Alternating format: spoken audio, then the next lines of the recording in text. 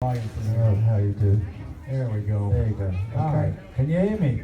Yeah. Okay. A little bit more. Denny, we're grateful to have you out here today. We thank you for your time. Tell us a little bit about, first of all, just how you started in music as a kid. What drew you to that? Well, two of my sisters were dancers. They were in show business, and I ended up being in pantomime. That's better. Can you turn it down? It's like I can't think straight with that guy.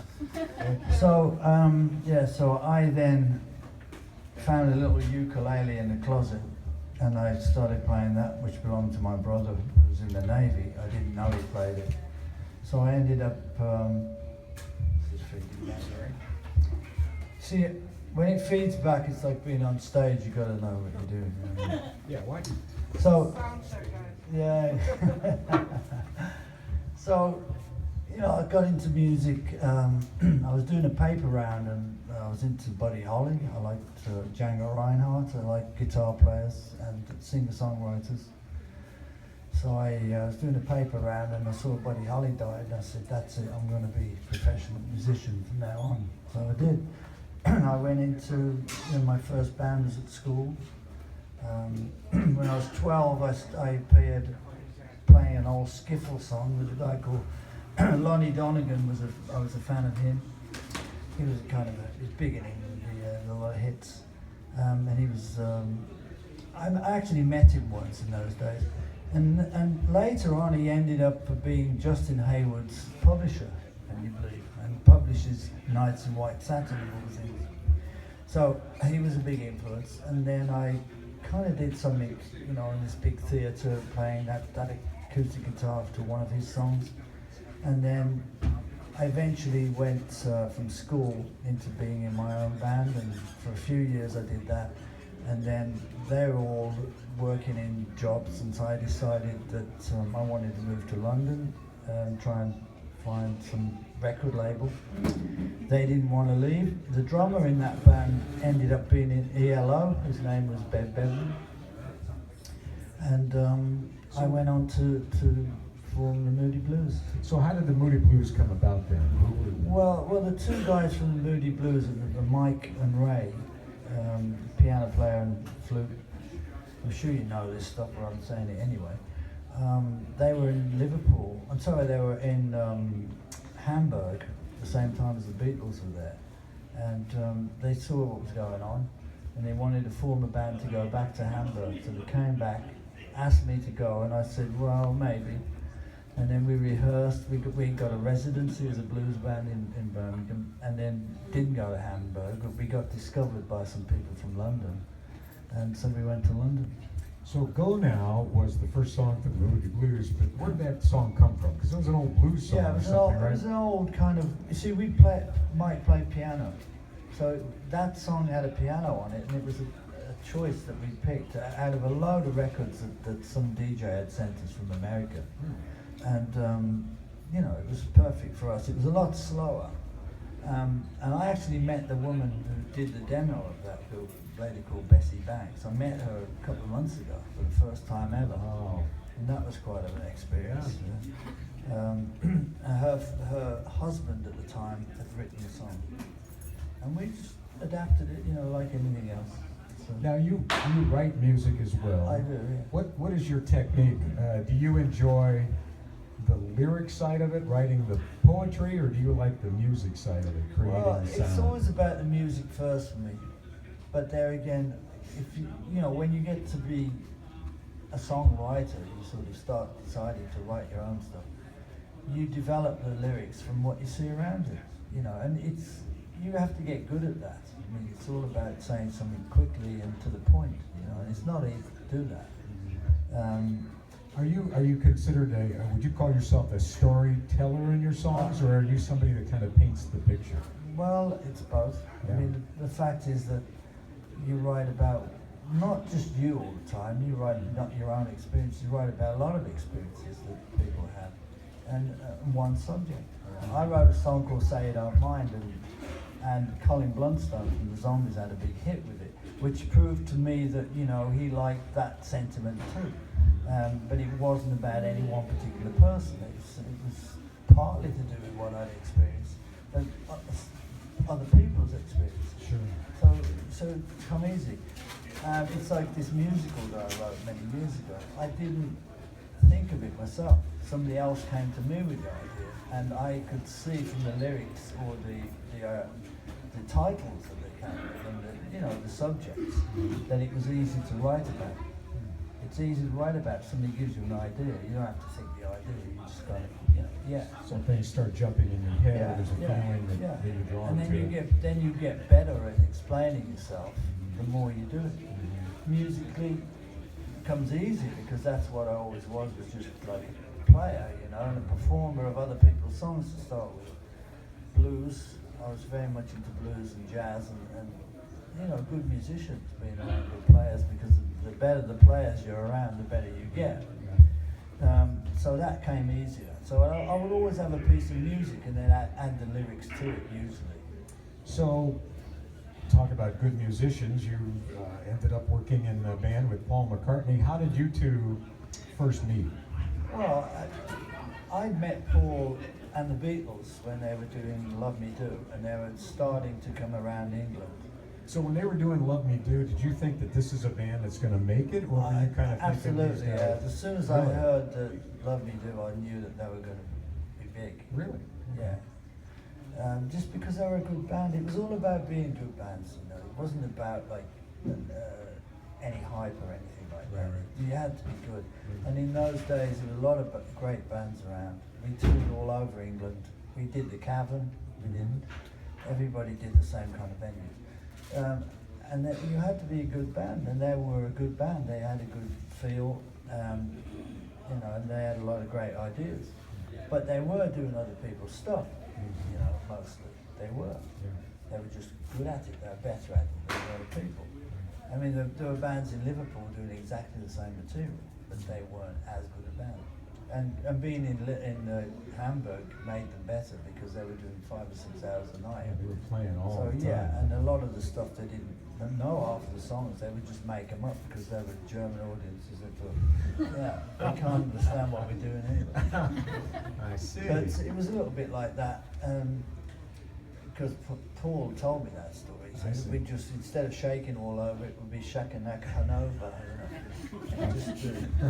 just to say something to get through the song. Get through the song. And so that's like getting requests from people. Okay. So you know him, and then at some point he breaks up with the Beatles, and he's looking to start his own band, and he gets going with Wings, and so he's talking about forming the band. How does he approach you, and what's that conversation like? Well, I know I went on a bit about that explanation, but the point is that went from there to us all meeting the Beatles, becoming friends, and then we ended up signing with Brian Epstein, and then we did the second British tour of the Beatles. So that's how we knew each other. Okay. So when, obviously, when he left the Beatles and I left the Moody Blues, and I was doing another show on my own, it's called Electric String Band. I worked with Jimi Hendrix one night. I did a show with him, and Paul and John, and Peter Asher, who's another friend of mine to this day, was in the audience. So he kind of called me up and said, "Do you want to put a band together?" But because he knew me. Yeah. It's hard to work with people. If you're somebody like that people are a little bit in awe of him. So they don't. He doesn't want to work with people who are like.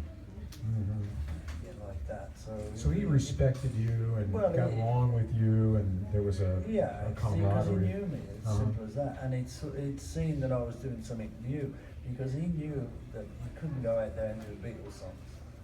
I couldn't go out there and do old Moody Blues songs. Their stuff. Right. You know what I mean? So you had to have your own identity. It's kind of like going solo again. And you can really think about writing and some new material. It's like the Moody Blues. After I left, they had to go and write their own material because that material didn't suit Justin Hayward as a lead singer. And so they go and write their own material, and that's what made them have another lease of life, as a band. So when you are working with Paul McCartney, coming up with songs, did you bounce ideas off of each other, or did you come in and say, this is what I wrote, and he said, this is what I wrote, and we'll just put them together, or how did that work? In a way, but Paul being a lot more prolific as a writer, he's more, it's what he did. He spent a lot more time doing it, he spent a lot more time alone in Scotland, and where else he would do it, Yeah. So I mean, he was coming in with a lot of stuff, and then I would help him finish off a lot of stuff. Like you get together and you say, oh well, I haven't got this bit yet, I haven't got that bit, or you kind of finish the thing off. But he comes in with the initial idea, say, and then he'll say to me, have you got anything you want to do? I have some bits as well, but we join them together. No Words, for example, was 2 songs, and that became 1 song, and it went on the album, Band on the Run album. Wow. But like I said, I in the 80s when I left Wings, and I had my own career to think about, I started to really write a lot more stuff than I was when I was in Wings. But it's the way it works. You don't have to sort of come up with ideas when you know each other like that. You just go and okay. It's like going to work and say what we're going to do today. And then you're there to write, and that's what you do. It's not hard. I interviewed Denny Thursday on my show on 94.7 WLS. The entire interview is on our website, 947WLS.com. And one of the things that we talked about then was touring and how you enjoyed touring, and it kind of bothered you when they stopped touring for a while, right? What was it about touring that you enjoyed? Well, audience So reaction. you like that interaction with people? I mean, it's very hard to recreate that feeling in a studio. So what you have to do is balance out your studio work with your live work. Unfortunately, with Wings, we've spent a lot of time in the studio. We've just always in there. We didn't tour as much, but that was partly because we wanted to be good enough to tour. It's kind of a 20, you can't define what I'm saying really, because you've got to work in order to get good. But when you're in the studio, you're trying to work on something that's you're going to go on the road with. So we tended to do more stuff in the studio and not enough live work. And I was missing that audience reaction. Because if you go on tour and you've got that vibe going, you're at your best energy level, you go in the studio and it comes a lot better because your energy level is making you perform. Well, I know toward the end of the Beatles, they didn't tour, they just worked in the studio all the time. That's an example right there. So was that hard for Paul to get back out and do that again? Was he worried about? I think so, Yeah. But it wasn't only that. I mean, look, you're always going to have the confidence to go out and perform. Come on. But when you've got all the press looking at you, you don't want to be going out there and arguing with everybody. You turn around and say, well, what do you expect? It's a new band. What do you think it's going to be like, the Beatles? Yeah. It's not going to be like the Beatles. They were together for years and we just went all over the place. But with new bands, you don't want to go out there unless you've got it together. So that's all we did. So we stayed out of the way of that. And we rehearsed, went to Scotland all the time, and we just got good as much as we could. The university tour, we just turned up, so there would be no press. Because otherwise you're going to be turning, and arguing and saying, criticism, what's that? Right. You don't want criticism. So what was the ritual each night before a concert? Some bands will get together and they'll sing, a cappella, or some bands will None of talk. that. What did you guys do before every show? Nothing. There you go. I mean, you get all these before they go on, and we didn't do any of that. No. We thought that was all stupid. Really? What do you need that for? Yeah. So, but you had to sort of mentally get ready, right? Yeah, Was there not a really, physical no. thing you did, stretching or standing on your head or any? No way. Nothing like that. You just came out and did it. Okay. No way. Just checking. We don't even practice. Are you kidding me? You kidding me? Really? Ringo said he doesn't practice. George doesn't practice. Yeah. They practice on stage. That's right, you know? yeah. It's like, this That's is practice. nice. Any of you Clapton have doesn't practice. any questions that you would like to ask Denny? Yes, ma'am. Yeah. You ever see any of your old bandmates from the Moody Blues or the Wings? Oh, Wings. Yeah. I've been in touch with Mike and Ray a lot from the Moody Blues. Would you ever get back together with them and do something? I don't know. Depends. I mean, they're retired. Well, I know, but that's a unique sound. It's a Yeah, but unless it's a one-off thing, which sometimes you do those things, you know, charity thing. And today is that day, ladies and gentlemen. Here they are. Yeah, sorry. But it's the same with Paul. I mean, hey, you never know. He's got his own thing going. I've got my own thing going. If something comes up, and I'll be there, you know. Yeah. But you know, it's the same. Everybody used to say, when the Beatles going to get back together? Well, we are together. We're just not performing. You know? So, what the hell? So what was the worst part of touring for you? What was the one thing that you just dreaded when it was time to go on the road? I didn't. You loved every part of it. Well, it's part of what you do, isn't it? Yeah. You know, it's, I mean, a lot of people say, oh, I couldn't do that. They're traveling all the time. I love traveling. I like meeting new people. You know, and we had it pretty cushy in those days, obviously, so it wasn't hard.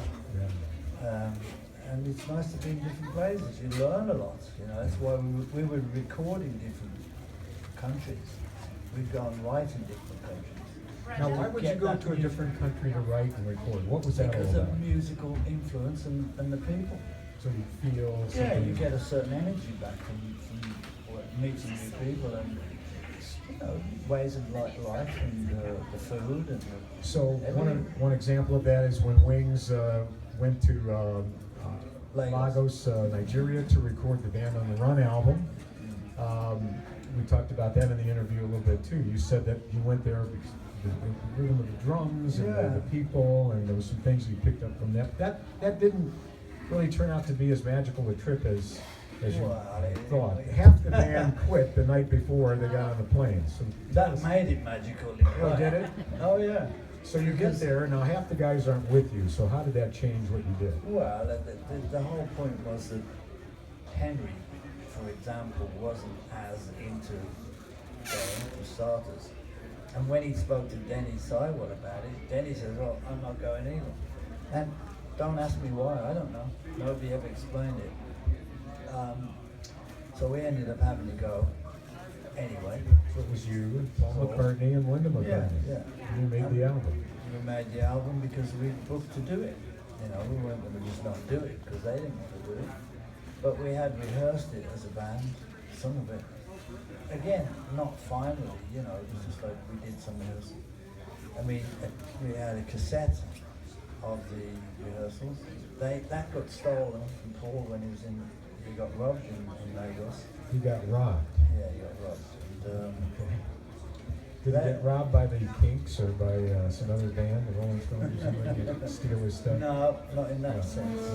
He got robbed by some thieves who we were told not to walk in the streets out there because there was a lot of thieves and stuff. And because it was a military regime, if you were caught stealing, you just firing squad. It was all that. It was really like strict. So rather than take witnesses, they would kill you. Oh, They'd gosh. steal it off you and kill you. And then, but he talked them out of it, and that was it. So he gave them the cameras and Sure. everything. And it was a close call though. So So then anyway, you we went in there without these cassettes and started again basically. But we had some idea what we were doing, but Paul was playing drums now, so he didn't really, you know, it was just kind of, let's go through the bits we know, and then count 4 and then don't stop until you get to the end. And some of that became the song. You would just, then you would have that to work to, and you would add stuff later, come back to London and add stuff to it. That's how we worked. You know, but it was still like playing in a band because you got the feel. Right. You got the feel from the drums and guitar. Any other questions out here? Yes. You kind of was in a lot of different locations with a lot of different vibes. What was your favorite city, your favorite studio, and your favorite Favorite city, favorite studio, favorite local Well, influence? that was one of them, but you brought up about the drums, you see, because Ginger Baker had a studio out there in the same town, and he's a friend of mine. I already worked with Ginger. I knew Ginger from the Chuck Berry tour, the Moody Blues. He was with Jack Bruce in a band called the Graham Bond Organisation. So Ginger was a good friend of mine. Paul had met him, obviously. And his drumming, you know, friends out there, there was a big, huge drumming thing going. And we wanted to be part of that. And then there was the Venus and Mars album was done in New Orleans. And that was a big influence to us because of that Zydeco, that funk stuff, Alan Toussaint. We used his studio for that one. And we were hanging around with those kind of musicians. You know, we'd go out jamming and stuff like that. It all depends. You know, then we worked with Stevie Wonder for a little while. So you can imagine, and that was on a studio on Montserrat, which belonged to George Martin. So you would go to these places and just jam out with people and then bring them into the studio sometimes. You have a question too? So we used to meet when we were at the stadium with Laine 40 years ago. Yes. And we You saw don't you look last. old enough. And we saw you last year at the Abbey Club, and you obviously loved to perform. What's your preference? A small intimate setting like the Abbey Club or a big Yeah, I always prefer the small gigs because that's how we started. I won't tell the story of how we learned to play without looking at our guitars because we used to play behind strippers.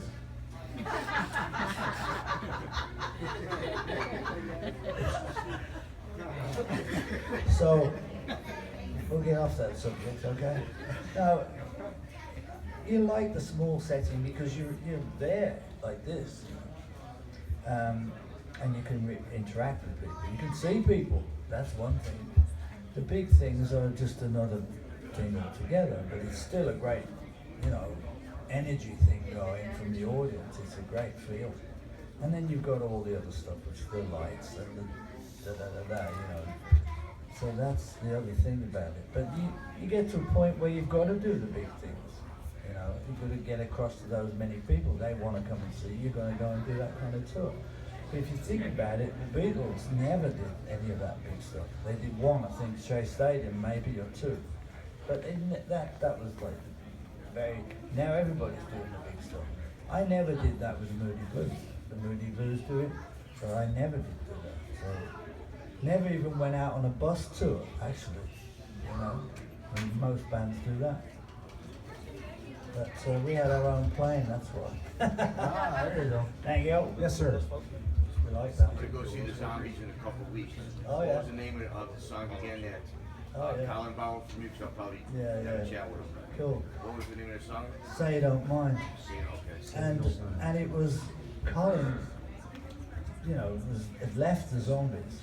I knew the Zombies in the early days because, as I said before, without name dropping, but I can't help it because it's true. We were part of that whole scene that we knew everybody. You know, the Zombies was a band we used to work with, just like we worked with Jeff Beck and Rod Stewart and Stones. We knew all these people because we did gigs with them, right? Donovan. And that was it. We were all starting out together. And yeah, we had records out, but they weren't necessarily up the charts yet. We were just that period of time, the first year that I was in London. So I knew the Zombies. But when he left the Zombies, he had a solo career. He didn't even come to me, but he recorded that song because he liked the song. But he did, what I like about it is he did a completely different arrangement to my arrangement. You know, like, I know that, for example, John and Paul liked the fact that Joe Cocker did Little Help from My Friends the way he did it, rather than copying their version. Because that's what it's all about, you know. You don't want, I'm not knocking tribute bands, but they copy note for note. To take a song and do your own version, that's what it's all about. And that's what turns me on if somebody does one of my songs. Or I like it. Or I don't like it, depends. Yeah. I mean, so as a songwriter, how do you know when you've finished a song? And I ask that because you know, maybe if you played it again but added a flute, it's going to be different. Or if you add a tuba, it's going to be Yeah. really. I mean, Well, how do you know when you've finished? You don't if you're doing it that way. But you see, when we did Go Now, for example, we used to do it on the road. And then we'd go in the studio, and the studios in those days, you know, was expensive. And you only had like 2 or 3 hours after years.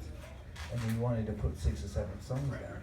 So you had to, like, that was it. That's it. It's a finished version. I mean, all right, you might try it a little bit slower, or somebody will say, well, why don't you do this? And you try a couple of things, and you say, nah, we'll stick with the way we do it. And then that's the song.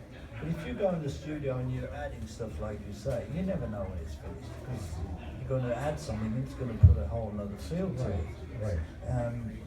And that's the way you do that. But that's called open-end studio time, where you can take your time to do it. That's not always a good thing. It's not always a good thing. Yeah. It's like having too many tracks to play with. You're better off. Well, everybody's going back to mono now because hey, you go out, you perform the thing, you got the performance energy, and it's there. You know, it's right in your face. Whereas if you've got like 32, 64 tracks to play with, you think, let's go home and think about this one. You come back the next day and you go, well, I like the first one we did.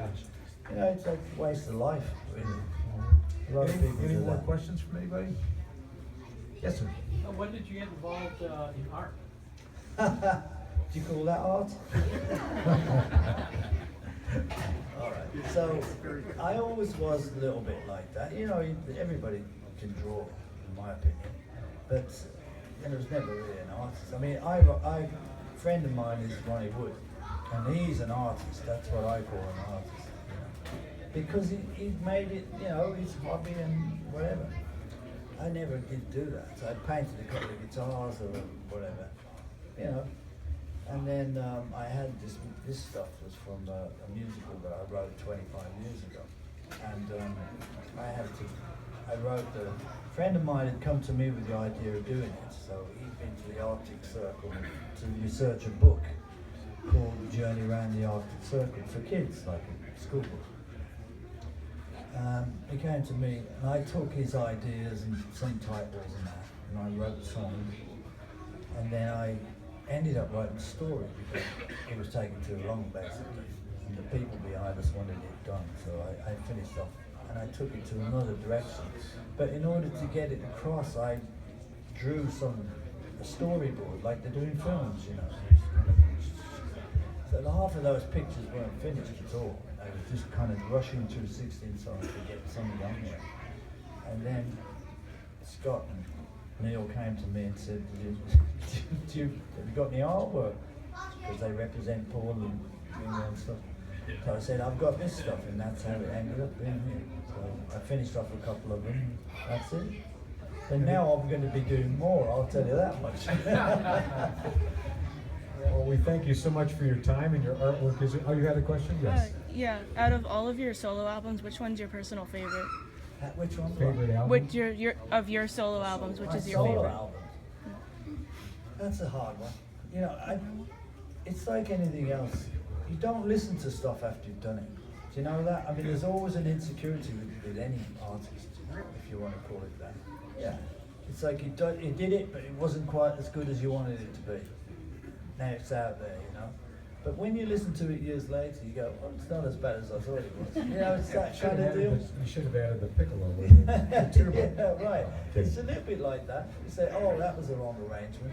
It's too short, too long, whatever. But when you listen to some of the ideas in there, you go, yeah, well, some good ideas there. And, you know, a lot of people who you bring in as well. I mean, I did one album with Rick Wakeman and Chris Slade from AC/DC on drums and keyboards. And that stands out as a different album because of those two. But most of my solo albums, I did one with Steve Holly from Wings, Japanese too. You know, I've brought in other people. So that gives it a special something for me. So you can't really pick out each one as being any better than any other one. You know, but I did have an album called Rock Survivor, which wasn't my idea for a title, by the way. But the actual music on that, I kind of like that one the best, I think, because it was just a better combination of songs to me, or something that, I don't know, it had something about it that I liked. But, you know, Yes, ma'am. it's in the eye of the beholder, as they say, you know? Yes, ma'am. I've met you a few times at Beagle Fest. Yeah, I know. And, yeah. I do. And I was just wondering if you have any more plans to Beagle Fest. I went to the one was it a couple of weeks ago in New York? Yeah, this would be the one at the Hyatt Regency O'Hare. Where's that? The Hyatt Regency O'Hare. Oh yeah, but I haven't been to that one for a while. I mean, is the one coming up? Yeah. I'm not planning on going to that one. No. The only trouble with that is, I hate to say it, but they're all kind of the same. I would like them to do something a little bit different. You know, they put the same thing on every year, same band, and it just gets. If I was on the audience, I'd get pretty bored with it. I'd think, come on. That's why she wants you to come. Add a little bit more. No, Want they you to still perform. get good. They get artists that guest and that, but the general thing is, you know, the same old stuff. I think it'd be nice if they change it around a little bit. And I hate to say this because, you know, that's what Paul does. He should, to me, he should change his whole thing and do a whole nother type of tour. If I was going to go and see Paul, I'd say, hey, where's the orchestra, man? You know, where's this? Do that. Because if I was still around, I'd be saying that. See, but I suppose you tend to play it safe a lot. You know? And that's what happened with the Beatles Fest to me. It just got too old. Not that I don't like meeting people, that's not the point. It's just that if I was going to be there, I want it to be a little bit more, you know, up to date. That's all. But other than that, you never know. Yes, sir. You have a lot of, you know, working with all sorts of different artists and everything. Any particular artists, fans out there that you do, oh my God, I don't want to have to deal with these people because they're so cranky or just. Well, artists. Well, you know, like different bands, different There's somebody you musicians. don't like working with, but they're just too. I don't work with them if I don't like working with them. It's as simple But I mean, as that. are there any particular ones that you absolutely avoid because? Is there somebody you have worked with maybe that you wouldn't work with No, again? not really. Not really. I mean, I've worked with some great people. I don't call it work. It's like being. The last two albums I did was Tug of War and Pipes of Peace. It wasn't classed as a Wings album because by the time they came out, I wasn't in there anymore. But that was with Stevie Wonder, Ringo, Carl Perkins, Steve Gadd. He played the drums on 50 Ways to Love, Leave Your Lover. You know that guy, don't you? The only guy who took so much cocaine who played the most laid-back fills you've ever heard. And he's the greatest at that style. And Stanley Clarke on bass, you know. I mean, I like playing with. It's great to have extra people along, you know. Yeah, we've worked with a lot of Nashville people, and it's always a good experience. There's never anything that you regret because you're going forward. It's all about going forward. I wouldn't, you know, there's a lot of people from my past. I mean, I knew a lot of people who were more friends than actual people I worked with. I mean, Brian Jones is a big friend of mine. Never went in the studio with him. But I have been in the studio with Mick, Ronnie, Kenny Jones, people like that. You know, a lot of people that are friends and you go in, you do one little bit of guitar and something. You know, it's fun to do that. But on my own stuff, I've more or less done a lot of that myself because it was experimental. And so I keep doing that. And the next thing I'm going to do is going to be, you know, a me and friends kind of album. Although the album I've got coming out soon is me with a trio, like bass drums and me. And then I did most of the overdubs myself. But it's getting to the point now where I don't want to do that anymore. I want to get band together, go in the studio, just like the old days, and that's how you do it. You get that vibe and you stick with it. And I think the music business is going that way. It's coming backwards in a good way. Vinyl, you know, and the fact that there's more venues now means that you have to play live, to make any money. I mean, I'm not talking about me, I'm talking about the up and coming people who there's no way of making the money to sustain their jobs, so they have to play live. You can't make it by selling records anymore. So you have to play live to get music. Quick question. Yes. When do you expect that album to be out? That's a good question. I've had it sitting on the shelf for a while, Okay. but that's because I was kind of waiting to see how the vinyl thing was going. Because it's a concept album. I don't really want to sell it as individual songs because it doesn't have the same impact. You know, like the old Imagine the Wall or, you know, Dark Side of the Moon as singles. You wouldn't get it, would you? It has to be like, yeah, the whole thing. Right. And it's a story behind it. A little bit like this musical that I did. There's a story behind it. You want to get the story across, not just individual tracks. So the way things are going in the business, I think I'll be putting it out in the next couple of months, 3 months. Yeah, because I've been waiting for that. I didn't want it to go out as a single thing. Very cool. Any more questions? Well, Denny is here for the rest of the afternoon, Oh, yeah. at least a while. His artwork is over here. If you'd like to see it, buy it, check it out. We thank you for listening to 94.7 WLS and for coming out to be a part of our event today. Thanks to our friends at Bettenhausen for giving us a space to do all of this tonight. Yeah. Denny, Laine, thank you, man. Thank you very much. Cool dude.